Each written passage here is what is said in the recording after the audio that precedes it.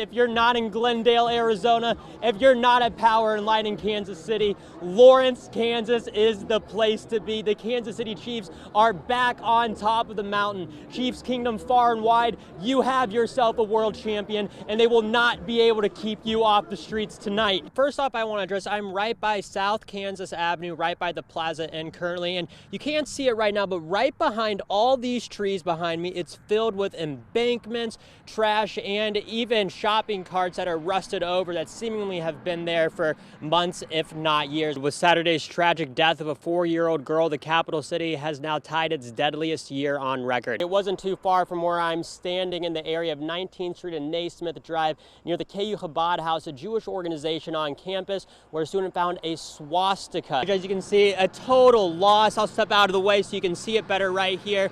Firefighters tell me that it was a fairly easy one to get under control. They got it taken care of fairly fast. So if you saw some smoke on your commute back home, this is what it was coming from. The dog in question belonged to someone living in an encampment just off the trail. Tonight I talked to the woman who was attacked by the dog, and she tells me that it bit her in the leg, which resulted in an infection followed by weeks of antibiotics and severe pain and swelling. It's starting to seem like that celebrating championships is starting to become somewhat of a tradition in Kansas City and the surrounding counties, and before we know it, Kansas City is going to be a sea of red yet again. Good afternoon, and thanks for joining us for 27 News at 4:30. I'm Jacob Kaufman. We have those stories and much more coming your way, so stick with us. But first, we got to talk about weather. We turn things over now to one of our nation's borders. The Texas National Guard is installing a new type of razor wire fencing near the southern border. We now know the names of the people who died in a crash in South Topeka. Now over to some more serious news, this one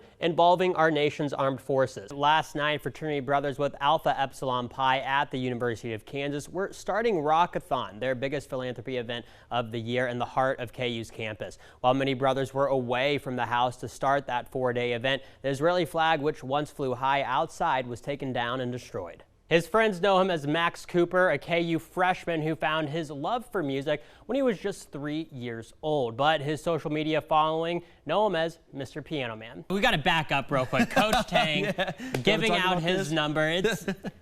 It's an interesting move, in my opinion. But if he's doing it, Bill, come on, what are you doing, man? Throw the digits out, babe. And the singer is reportedly making, get a load of this, oy vey, more than $10 million per show from ticket sales. That's a lot of money. So definitely very exciting things with those parks coming, and especially with the pickleball, you know, fastest growing sport in America, they call it, and that Oakland pool. I know many are going to be happy with that one as well. September 30th will mark 1 year since Keith Gaylord Jr. was shot and killed at the Meadowlark Apartments here in Topeka. Within this year, the people who love him are still remembering him as another year of pain goes on and another year of heartache. For his mom, Tracy Jones, if there's one thing for sure, she says that he will never be forgotten, and she says his voice will continue to travel through her.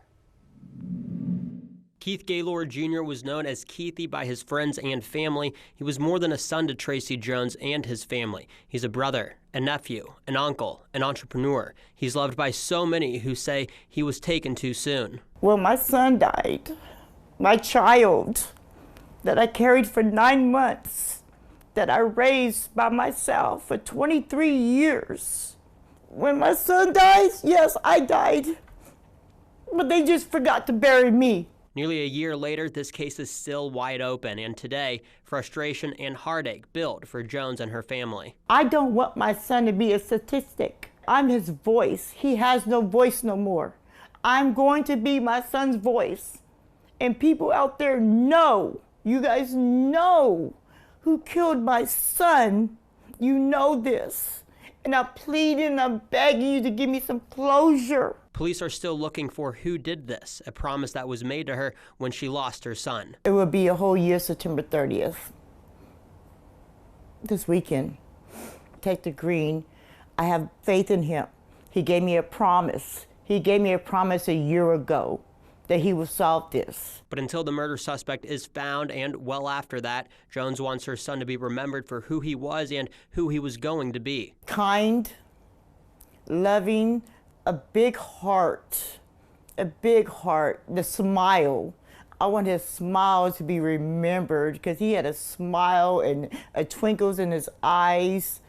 I mean, that smile just melted your heart. To keep Keith's legacy and his spirit alive, the family is organizing a one-year remembrance in his honor. It's going to be about laughter, just being surrounded by loved ones, all his friends, you know, great food, games, you know, a bittersweet for 1 year that he's been gone. When we first met Justin Aaron, we knew he had talent. There was no question about that. And we knew he had great potential and, of course, an amazing voice. But now we know that we're going to at least get one more week of him. And, of course, that he's touching the lives of so many. Justin Aaron. Congratulations to Justin. This is something that we have been praying for a long time. I know it's something that he's wanted for a long time. Him being there, it's like, I know great things are happening to you. So, like, we all here holding it down. We support you. Justin Aaron is doing more than just advancing his way through the voice. He's inspiring his community, inspiring people he's grown up with his whole life. It excites us. It excites the congregation. It makes us feel good about him, because he's trying to do something to make his life better. And we're excited for him every step of the way. Aaron found himself in the final 10 after singing Breaking Every Chain by Tasha Cobb's Leonard, a song that his music teacher growing up, Mary Louise Stahl, says did more than just show off his vocals. I noticed in the last couple of performances, but particularly last night, emotion.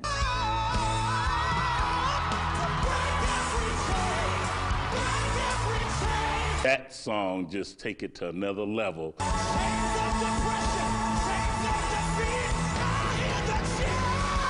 His ability to manipulate that range, his very, very high notes, but the depth of his voice came through last night.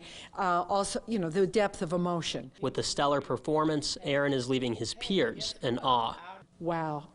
Wow is such a silly word, but congratulations, Justin, and thanks for remembering us on the way up. We're grateful for all the support we've got, all the love we've got, and it's just, we can't wait to see what's next. I'm proud of him. Keep voting for him. Team Justin all day.